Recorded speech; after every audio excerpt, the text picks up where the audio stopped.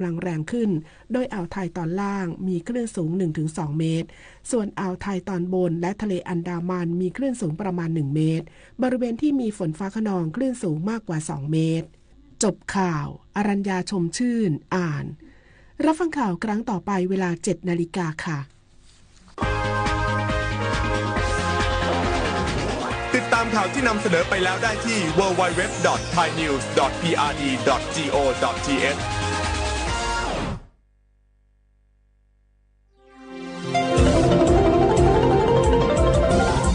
วิทยุแห่งประเทศไทยให้ความรู้คู่ความสุข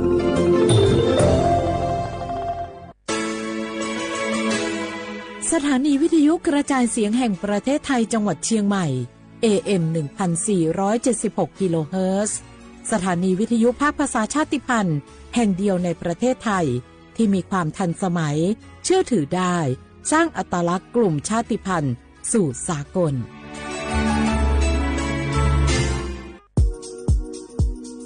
บาทรักษาทุกที่เจ็บป่วยเล็กน้อยอาทิมีไข้ไอเจ็บคอปวดข้อเจ็บกล้ามเนื้อใช้สิทธิ์บัตรทอง30 บาทปรึกษาเภสัชกรและรับยาตามอาการ32รายการไม่เสียค่าใช้จ่ายเพียงยื่นบัตรประจำตัวประชาชนที่ร้านยาที่มีสติกเกอร์30 บาทรักษาทุกที่หรือร้านยาคุณภาพของฉันให้บริการดูแลอาการเจ็บป่วยเล็กน้อยสอบถามเพิ่มเติมโทรสายด่วนสปสช1330 24 ชั่วโมงอยากเลิกบุหรี่ไม่ยากอย่างที่คิดทางเลือกง่ายๆที่จะช่วยคุณได้เพียงใช้สิทธิ์บัตรทองปรึกษาเภสัชกรและรับยาช่วยเลิกบุหรี่ที่ร้านยา30 บาทรักษาทุกที่หรือโทรสายด่วนสปสช1330เพื่อสอบถามรายชื่อร้านยาที่เข้าร่วมได้เลยเลิกบุหรี่วันนี้เพื่อชีวิตที่ดีกว่าในวันพรุ่งนี้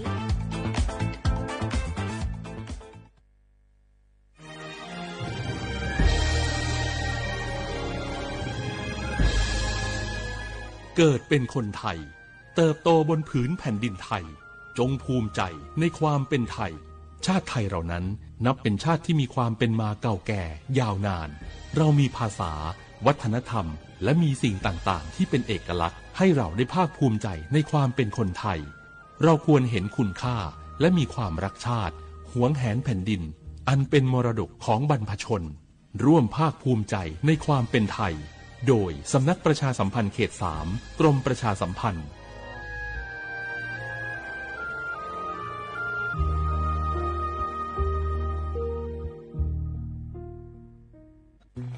ไถมาส่งข้อความอย่างมานี่มันลายไอ้หวันส่งมาจวนกันสมัครงานรายได้ต่อวันเริ่มต้นที่360 บาท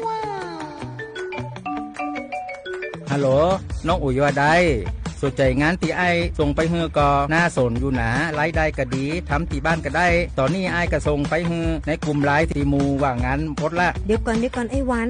บริษัทอย่างที่ไหนนี่ลองอ่านดูแล้วสิบ่หันมีข้อมูลอย่างสักอย่างเจือได้แต่ก็เจ้าว่าแล้วต้องถามแน่บ่ต้องเป็นห่วงปีอ่านพอละมีตากรมพัฒนาฝีมือแรงงานมั่นใจได้ชัวร์ถ้าสนใจก็โอนกาสมัครไปฮือเปิดเลยเด้ออันเดี๋ยวน้องขอไปร้องพอดีๆกำก่อนเน้อ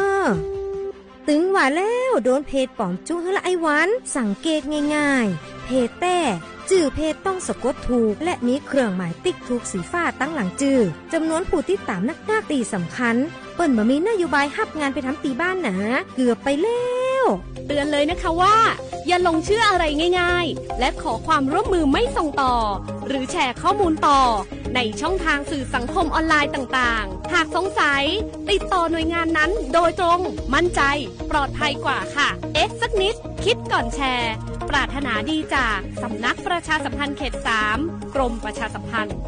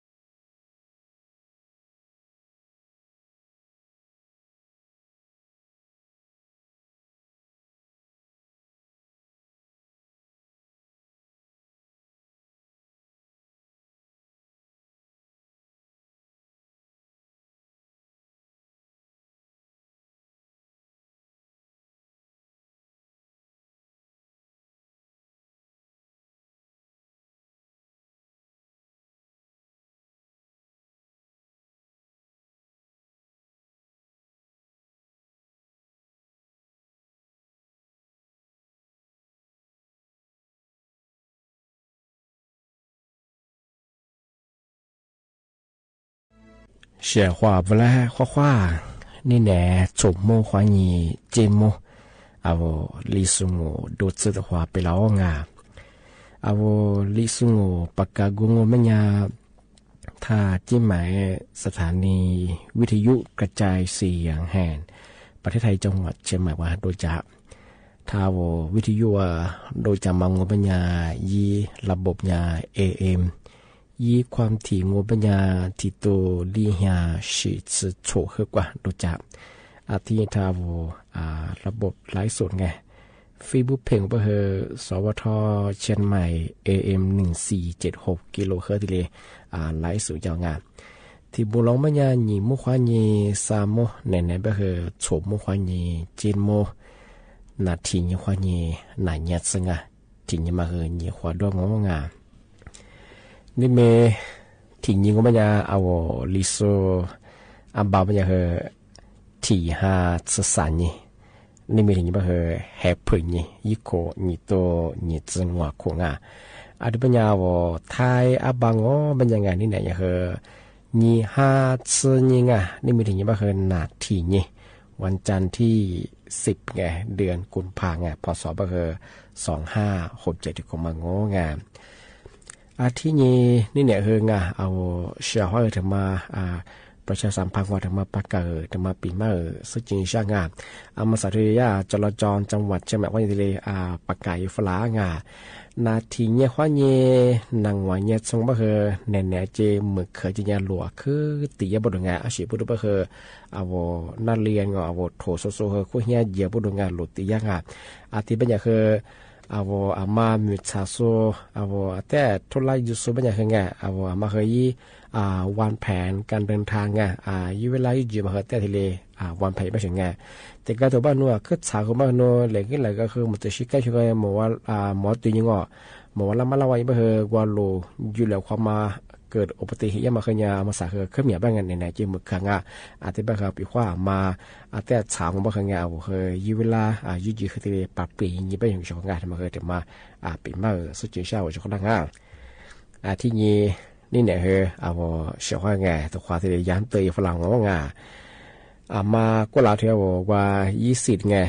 ว่าสูนี่ฟุบาทีมุบมาว่าสูงเป็นยังไงเธอยากระทรวงการค้าเขายังไงกว่าเชดิสุละฟุบา20ตัวความอ้วนมันยังคือนี่ห้างนี่จื้อเห็นตัวความอ้วนอาจจะยังอาบัติมาไปซาฮานี่จื้อเห็นยังซาขวาตัวความก็คือลีฮานี่จื้อเห็นยังที่แบงว่ามันยังเฉพาะที่นี่นะไปนี่จื้อเห็นนี่ไปลองไอ้บ้าว20ว่าส่วนนี้ฟุบามาดูแลส่งอามีโนบัญชีธนาคารอีปัญหาจะบ้างแกมีแก้ไขทั้งที่เนี่ยคือที่กระถั่วบ้างโนบอกว่าผูกพร้อมเพย์ไงเลขประจำตัวบัตรประชาชนไงว่าศึกษาสมัครไงบอกว่าชาเกิดตาบ้างไงที่พร้อมเพย์ได้บ้างไงมีผูกพร้อมเพย์ตาบ้างที่ยาสาขาโอเนี่ยคือมาโอบ้างไงช่องงานมาคือว่าที่ชมโมชดสโคกับผู้ใหญ่บางงานเดียวรัฐบาลก็แยกผู้บาถึงใบยอมบางงานมาคือมาปีข้อ20เพราะว่าบางงานพามาวสุบะคโนมีบัญชีว่าแก้ไขได้บางงานมาแต่มาแจ้งเตือนช่างที่นี่ที่มาเทเชื่อเฮงเอาเชื่อว่า20ตัวที่เลยประกาศแจ้งเตือนที่เลยแบบฝรั่งคนละที่ช่วยเมื่อสั่งบัญญัติเอาผู้ว่าราชการจังหวัดเชียงใหม่แบบช่วยนี่มีกำปูขวานีว่าหาเสือมาเฮอาโตถัดโซเป็นยังไงสุดที่ก็จะปากไก่จะเฮที่ก็ตัวที่ก็ตัวฝ่าฝืนโซมันนาโซจวงที่บ้าพันยามือลงมันจะแล้วไงดำเนินคดีตามกฎหมายที่เลยแย่เป็นยังไงสักสิ่งแย่เป็นยังไงที่เลยแจ้งเตือนฝรั่งที่บ้ามีจะโซเอาชาวเกษตรผู้มาคือมาคือตัวส่งไงปีว่ามีแต่โซตัวปัดส่งไปคือไงมาคือขึ้นบัญชีดาปกิเลไปคือว่ากระทรวงการเกษตรขวัญเย่ที่นี่คือสหกรณ์การเกษตรขวัญเย่20คือลามาวากิเลน่าบ้างไงมาคือชาวเกษตรกรไงมีแต่ส่งที่นี่คือว่าเขตอุทยานแห่งชาติคือหรือเนี่ยคือตุส่งมาคือถ่ายเย่บ้างไงมาคือว่าเขตอุทยานแห่งชาติหรือเนี่ยตุส่งมาคือสุพรรณยามมือบ้างคือไง ชีโคสที่เรียบโรงงานที่ยังพูดมาคือลิมุสที่โคจาบังกามาคือตัวชงงานสิพูดที่เรียบมาคือมาสาบคือรัฐบาลยากว่าแก้ไขเลื่อนหมอกความ PA 2.5 ไงตัวสุดสุดแล้วก็คือตัวขุชหมอกความยาวก็คือยี่อากาศคือมาข้างยี่ดูตัวชิงไงว่ามิวเลยคืออะไรกว่าชิงไงก็คือหลักชุบก็คือชาหาก็คือวิปว่ามีหาดีก็คือจ้าไม่เล่นเกินหน้าตรงติก็ตัวคือมีสุดจะมาลิบินดามงสุขภาพคือมาคักกันเลยที่นี่คือชาวต่างชาติแบงกับเบียกว่าสุคือวุธท่านก็คือเมื่อนี้กับเวลามาคือมาจูชิงไงอากาศมาคับเป็นยังไงก็คือมาคือตัวถัดสูบงตัวสุดก็คือกวางฟูชีแดะหมอกความมีก็คือที่ PA 2.5 มาที่เกลียก็คือยึดค่าความมีก็คือคือสุขภาพคือขึ้นอย่างมาคักกันเลยน่าจะเป็นอะไรคือเกลียที่นี่เดียวกลุ่มเสียงเนี่ยคือกูดูนี่ตัวดูสู้ชั่วโมงชดสึกกับปุ๊บยามาที่นี่ว่าจะเนี่ยแมงกาเป็นไงที่สับว่ามันจะคือกลุ่มเสียงไงปีว่าอากาศมาที่เกิดมาเข้ามาคือไง PA 2.5 อย่างคือ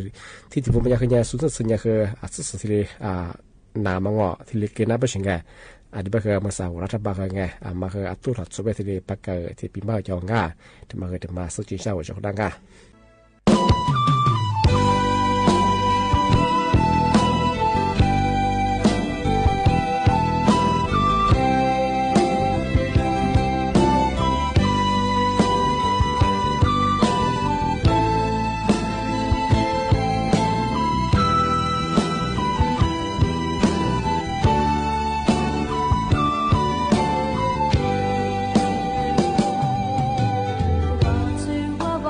Look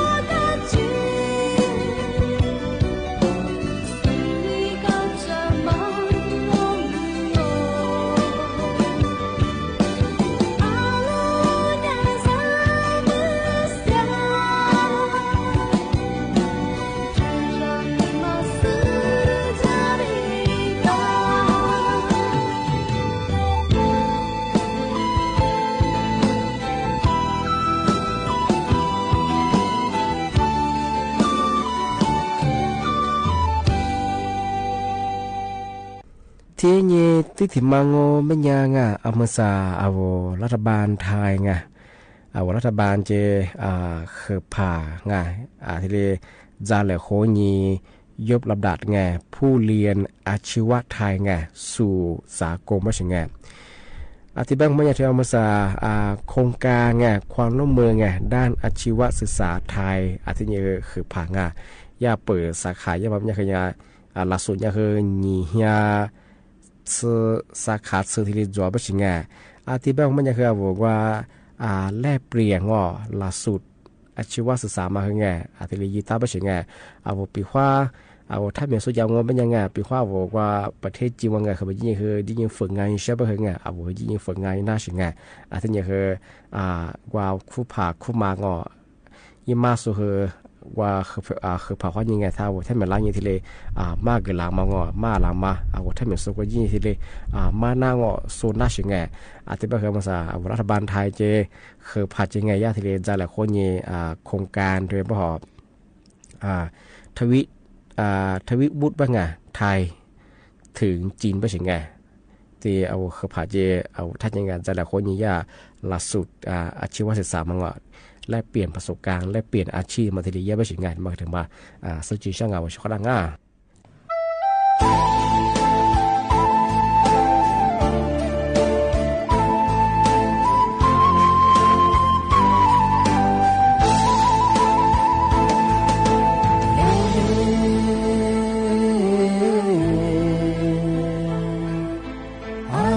ที่คือมี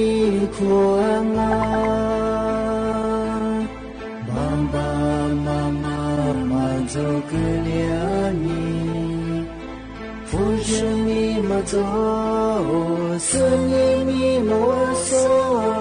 你来去嘛太时光爸爸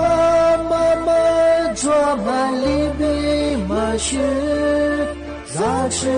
咋是眼你来死了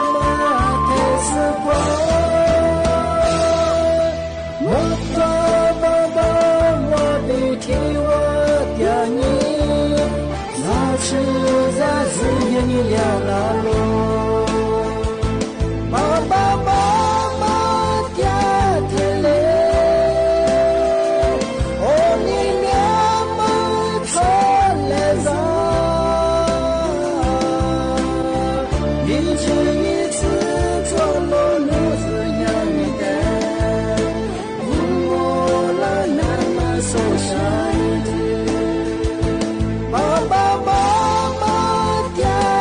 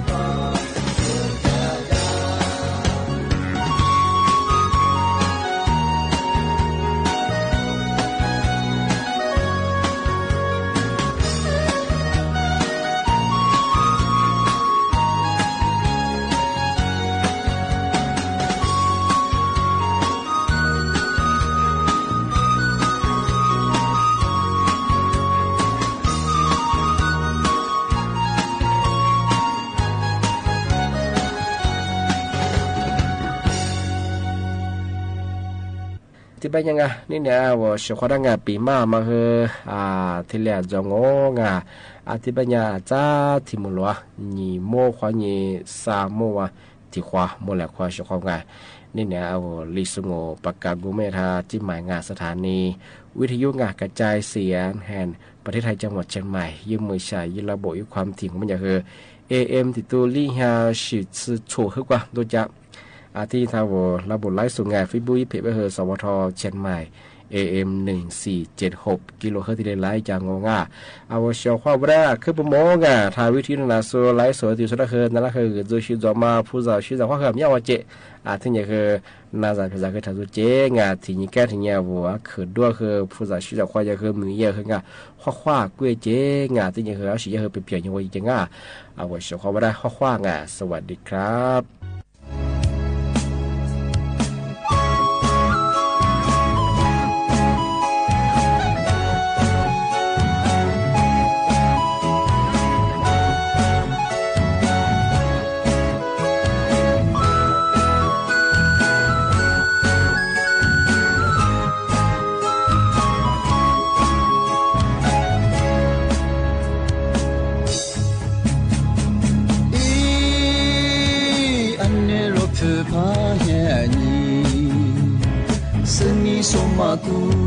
我记我把电视一直眼你过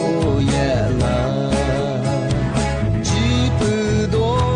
咋个去做 KK， 我把他把的是哟耶耶耶耶，我没把事干去的，俺们若要你那过来忙我喽。我只是拉木拉自我，只是愿你做让我。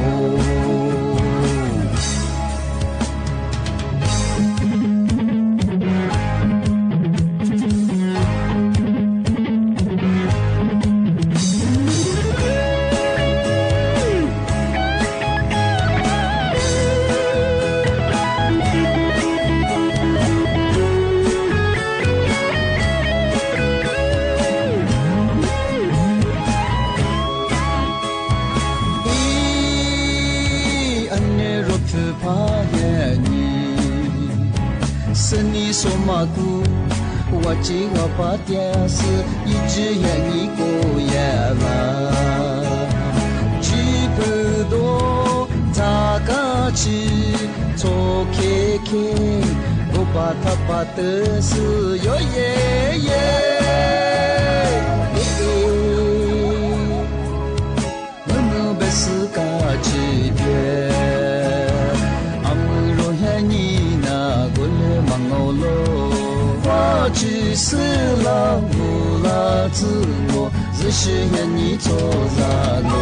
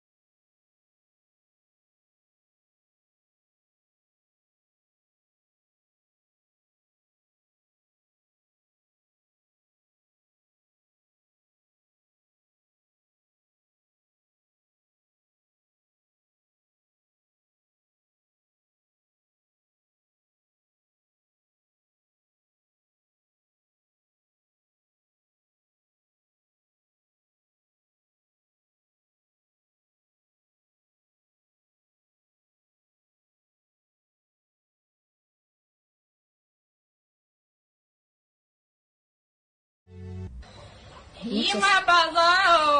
xia ya自年啥子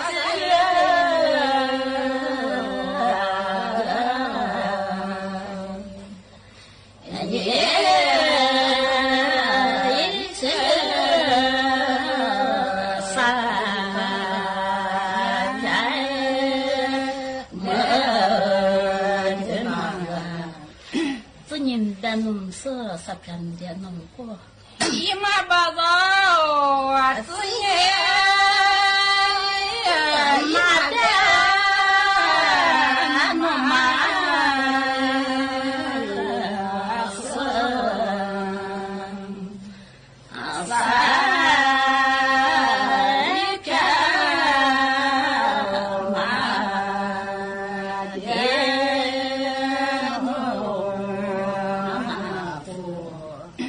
爸爸的空马吃年哈，的哈马啥吃年？一马爸爸啊，爸爸的的空妈妈吃年。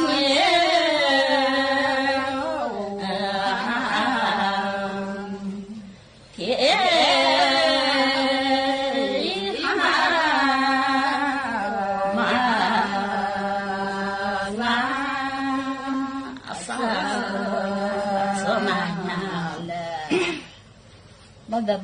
吃年哈蛮那么多，啥吃年蛮那样多。一马爸爸啊，爸爸的吃年，一马妈你嘞，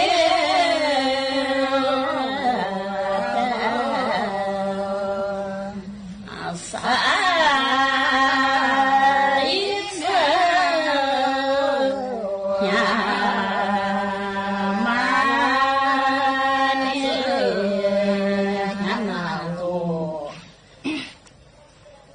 爸爸的吃年哈挖苦多多，啥吃年挖哈知道。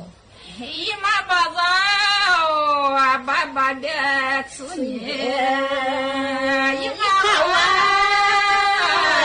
苦多的吃啥？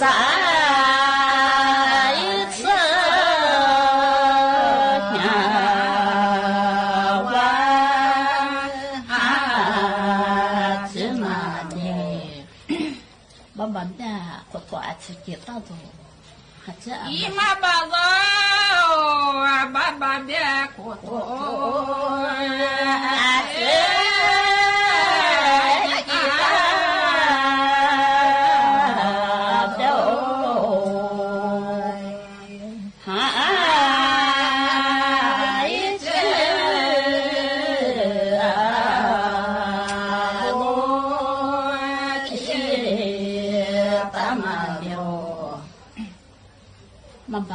妈爸咋喝什么吧？说那咋喝什么？一马爸爸，二马爸，咋喝什么？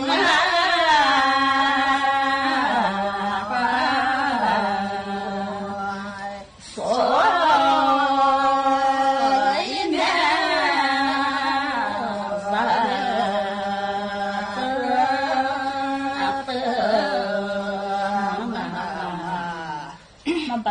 妈爸是妈都坏了，说那个妈咪坏了。一马爸爸，二马爸，一是妈都坏了。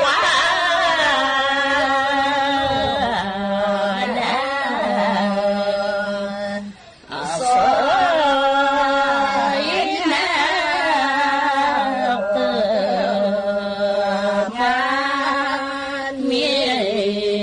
花马了，妈爸让妈多话说那个妈没话说。一马爸爸，二马爸，二马多话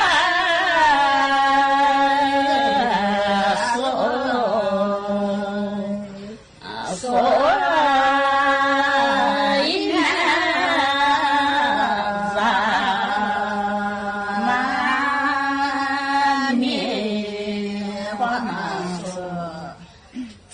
把出穿了，啥个很难的完了。姨妈把子。你没有路，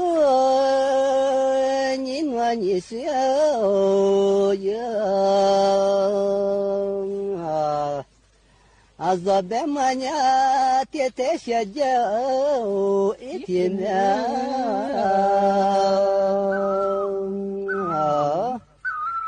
还没来。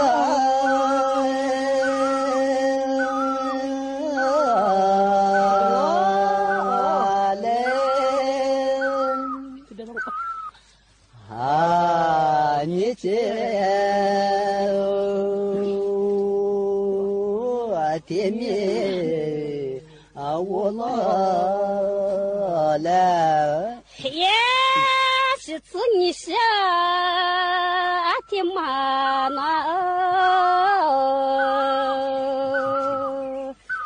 咋的咋看？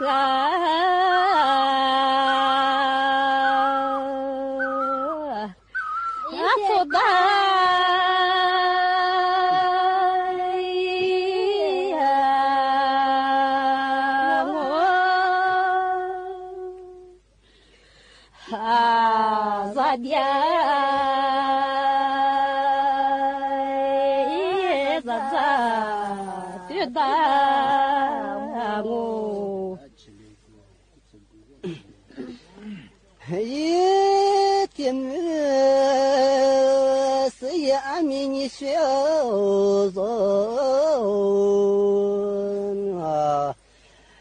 这个天天是死，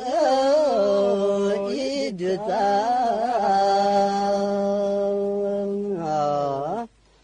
啊，是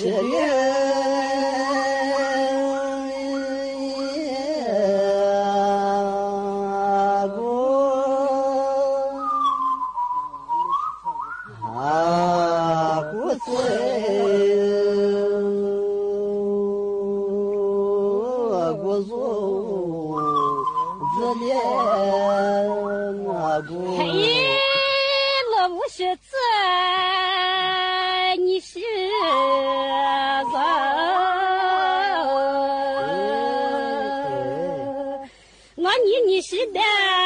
你是啥一副表？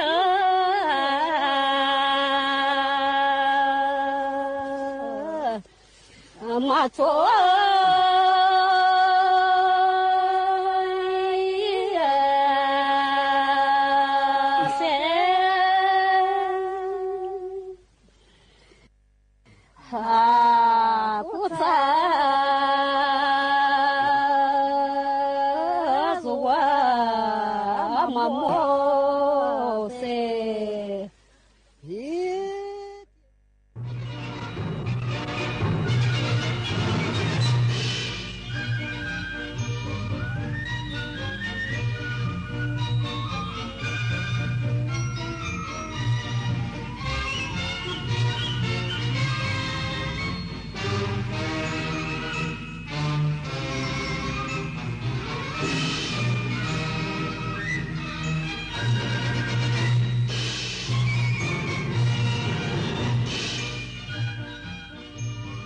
ที่นี่สถานีวิทยุกระจายเสียงแห่งประเทศไทย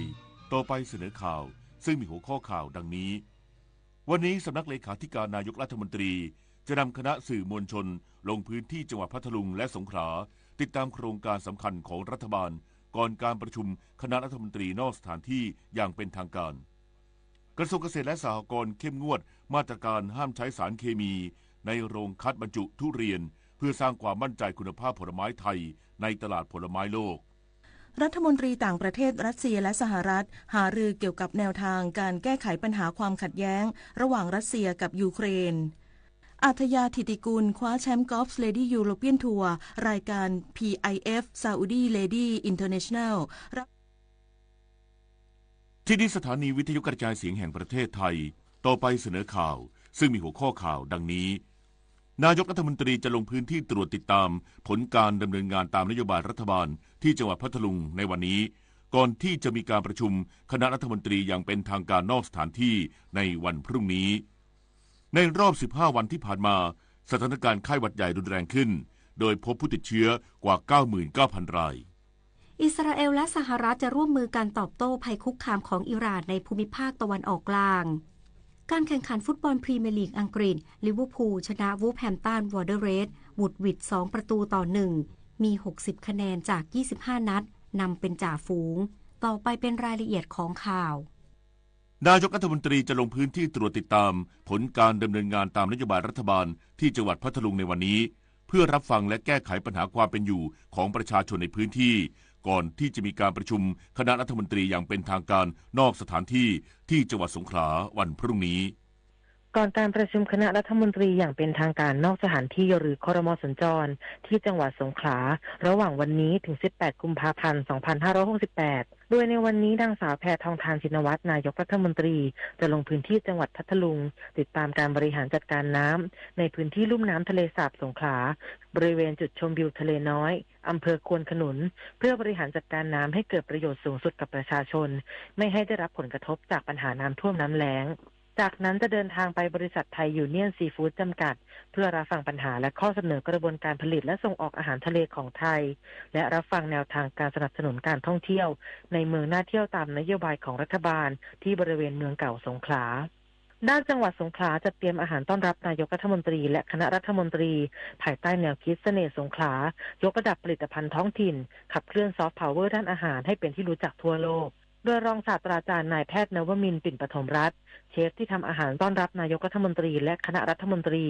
กล่าวถึงอาหารที่นำมาเสิร์ฟนำเสนอความโดดเด่นของผลิตภัณฑ์ท้องถิ่นหรือสินค้า GI เช่นปลากระพงสามน้ำมะม่วงเบาน้ำตาลโตนดมายกระดับจัดทำอาหารผ่านรูปแบบเซตเทเบิลแบ่งเป็นอาหารมื้อเย็นที่หาดสมิลาเราก็จะดูเลยครับว่า GI ของเรามีอะไรบ้างก็ใช้ทุกตัวเลยจริงๆทั้งปลากระพงสามน้ำนะครับจากของยอนะครับทั้งตัวของมะม่วงเบานะครับทั้งตัวของน้ำตาลโตนดแล้วก็จะมีตัวของผลิตภัณฑ์ที่เป็นเครื่องปรุงนะครับหรือว่าตัวของซีฟู้ดต่างๆที่ใช้จากทั้งทะเลสาบแล้วก็ทะเลอ่าวไทยครับผมโดยมื้อเย็นเนี่ยจะเป็นเชฟเทเบิลนะครับริมหาดสมิลาตอนนี้ครม.สัญจรเวียนมาภาคใต้เราก็อยากจะให้เกิดขึ้นริมหาดสมิลาซึ่งเป็นเขาเรียกว่าเป็นแหล่งท่องเที่ยวเบอร์ 1ในจังหวัดโดยอาหารที่เสิร์ฟนี่ก็คือเป็นอาหารพื้นบ้านที่นำมายกระดับนะครับให้เข้ากับสงขลา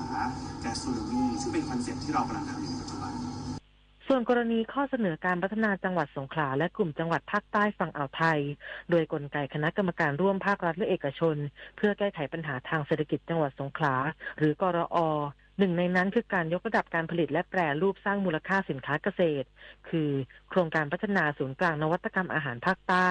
ครัวใต้สู่ครัวโลกรวมถึงการฟื้นฟูส่งเสริมการท่องเที่ยวเชื่อมโยงชุมชนอย่างยั่งยืนด้วยโครงการพัฒนาศักยภาพเมืองและชุมชนเพื่อสนับสนุนการเป็นเครือข่ายเมืองสร้างสรรค์ของยูเนสโกด้านอาหารในปี 2568 โดยนางจิรวัฒน์ชุตินทรประธานกลุ่มวิสาหกิจชุมชนรักเกาะยอกล่าวว่า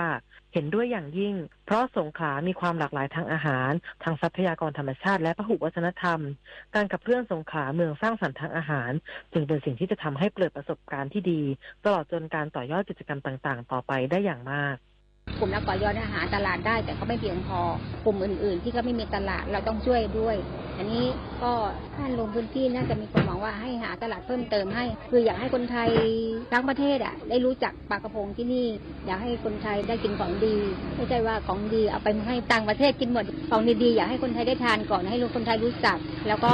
คนไทยก็จะได้ว่าของดีบ้านเรามีนะไม่ต้องไปสรรหาถึงเมืองนอกอะไรเนี่ยของดีเรามีแต่ว่าคนไทยส่วนใหญ่จะมองข้ามไปว่าของดีตัวเองไม่ค่อยชอบอะไรเงี้ยนะนอกจากนี้ยังมีข้อเสนออื่นๆกับการพัฒนาพื้นที่ของกลุ่มจังหวัดภาคใต้ฝั่งอ่าวไทยทั้งการขับเคลื่อนเศรษฐกิจและการท่องเที่ยวการพัฒนาเส้นทางคมนาคมการพัฒนาแหล่งน้ำและการแก้ปัญหากัดเซาะชายฝั่งแหล่งท่องเที่ยวสำคัญชวิษาปทุมมารายงานจากจังหวัดสงขลานายกรัฐมนตรีกล่าวถึงผลสำเร็จในการเดินทางเยือนสาธารณรัฐประชาชนจีนในรายการโอกาสไทยกับนายกรัฐมนตรีแพทองธารชูไทยได้ประโยชน์ทั้งความมั่นคงการค้าการลงทุนและความสัมพันธ์ของทั้งสองประเทศ นางสาวแพทองธารชินวัตรนายกรัฐมนตรีเปิดเผยในรายการโอกาสไทยกับนายกรัฐมนตรีแพทองธารในการเยือนสาธารณรัฐประชาชนจีนอย่างเป็นทางการเนื่องในโอกาสครบรอบ50ปีการสถาปนาความสัมพันธ์ทางการทูตไทยจีนในปี2568ว่าได้พบผู้นำจีนทั้ง3ระดับคือประธานาธิบดีสีจิ้นผิงประธานสภาประชาชนแห่งชาติสาธารณรัฐประชาชนจีนนายเจ้าเล่อจี้และนายกรัฐมนตรีหลี่เฉียงโดยนายกรัฐมนตรีกล่าวว่าสำหรับความร่วมมือในการปราบปรามอาชญากรรมไซเบอร์นั้นทั้ง2ประเทศได้พูดคุยกันอย่างจริงจังซึ่งประธานาธิบดีสีจิ้นผิงชื่นชมไทยในการจัดการเรื่องแก๊งคอลเซ็นเตอร์อย่างเด็ดขาดและจะตั้งทีมทำงาน2ทีมเพื่อช่วยกันในเรื่องนี้โดยมีรัฐมนตรีว่าการกระทรวงการต่างประเทศของไทยช่วยกำกับดูแลประโยคแรกเลยนะคะท่านประธานาธิบดีก็ชื่นชมนะคะที่ประเทศไทยได้มีการจัดการเรื่อง call center อย่างเด็ดขาดนะคะแล้วก็บอกว่าเนี่ยเราควรจะเซตทีมทำงานขึ้นมานะ2ทีมจะได้มาช่วยกันในเรื่องนี้จริงๆจีนอยากจะช่วยมากกว่านี้ด้วยซ้ำนะคะซึ่งเราก็เลยคิดว่าขอแค่เป็นทีมทำงานนี่แหละเพื่อจะได้ขยับเคลื่อนได้เร็วพร้อมกันนี้นายกรัฐมนตรีกล่าวอีกว่าได้มีการหารือถึงโครงการรถไฟความเร็วสูงและโครงการแรมบิสว่ารถไฟความเร็วสูงระยะที่1และ2ยังอยู่ในขั้นตอนการก่อสร้างหากเสร็จแล้วทั้งจีนลาวไทยจะสามารถส่งสินค้าได้อย่างรวดเร็วเป็นการลดต้นทุนเพิ่มโอกาส SME และเกษตรกรไทยและยังเป็นอีกช่องทางสำหรับผู้ที่จะทำธุรกิจช่วยประหยัดเวลาประหยัดต้นทุนซึ่งทางการจีนให้ความสำคัญกับเรื่องดังกล่าวมากและขอให้ไทยเร่งดำเนินการในเรื่องดังกล่าวก็ถือว่าเป็นนิมิตหมายที่ดีที่เขาเมนชั่นเรื่องนี้ก่อนแล้วก็ขอข้อมูลเราเพิ่มค่ะการมี Land Bridge นะคะเวลาการส่งของส่งออกไปประเทศอื่นเนี่ยลดเวลาที่จะส่งเนี่ยลงได้4วันแปลว่าถ้าเราส่งของที่ expire เร็วๆหมดอายุเร็วๆมันประหยัดไป4วันน่ะเราก็เพิ่มโอกาสในการส่ง Product ต่างๆเหล่านี้ไปให้ต่างชาติได้ดีขึ้นสำหรับความร่วมมือทางเศรษฐกิจการค้าและการลงทุนนายกรัฐมนตรีกล่าวว่าได้เชิญชวนบริษัทเซี่ยมี่ให้มาสร้างโรงงานผลิต EV ที่ประเทศไทยเพื่อเพิ่มโอกาสการจ้างงานในประเทศซึ่งไทยได้พูดคุยกับประเทศในอาเซียนและมีบทบาทในเวทีอาเซียนก็จะเป็นอีกข้อเสนอสำคัญที่นักลงทุนต่างชาติจะเข้ามาลงทุนในประเทศทางนี้ได้มีการเซ็น MOU 14 ฉบับซึ่งเป็นสิ่งที่สื่อจีนให้ความสนใจและได้ประโยชน์อาทิข้อมูลออนไลน์ต่างๆที่จะแชร์ร่วมกันระหว่างไทยกับจีนสแกมเมอร์ข้อมูลการพัฒนาต่างๆเช่นเครื่องมือทางการเกษตรเป็นต้นซึ่งจะสามารถนำไปพัฒนาต่อยอดได้มาริชโยรายงานในรอบ15วันที่ผ่านมาสถานการณ์ไข้หวัดใหญ่รุนแรงขึ้นโดยพบผู้ติดเชื้อกว่า 99,000 รายกระทรวงสาธารณสุขเร่งเดินหน้าฉีดวัคซีนป้องกันไข้หวัดใหญ่ 4.5 ล้านโดสใน7กลุ่มเป้าหมายนายสมศักดิ์เทพสุทินรัฐมนตรีว่าการกระทรวงสาธารณสุขเปิดเผยว่าสถานการณ์ผู้ติดเชื้อไข้หวัดใหญ่ตั้งแต่วันที่1 มกราคม 2568 ถึงปัจจุบันพบมีผู้ติดเชื้อแล้ว 99,057 รายเสียชีวิตแล้ว9รายซึ่งเมื่อเทียบกับข้อมูลเดิมเมื่อวันที่25 มกราคม 2568 มีผู้ติดเชื้อเพียง 7,819 รายทำให้พบว่าภายในช่วง15วันที่ผ่านมา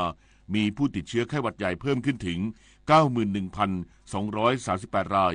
โดยแนวโน้มผู้ป่วยสูงขึ้นมากซึ่งการระบาดเป็นกลุ่มก้อนพบ15เหตุการณ์ส่วนใหญ่เกิดที่โรงเรียนส่วนกลุ่มจังหวัดที่มีการแพร่ระบาดมากที่สุดคือจังหวัดนครราชสีมาสุรินทร์บุรีรัมย์ชัยภูมิพบผู้ป่วยสะสมแล้ว 6,938 รายในจำนวนนี้เสียชีวิตถึง3รายนอกจากนี้พบผู้ป่วยมากที่สุดในกลุ่มเด็กอายุ 5-9 ปีรองลงมาคือเด็กอายุ 4 ปีและอายุ 3 ปีทั้งนี้บุคคลกลุ่มเสี่ยงโรครุนแรงได้แก่ผู้สูงอายุ 65 ปีขึ้นไปผู้มีโรคประจำตัว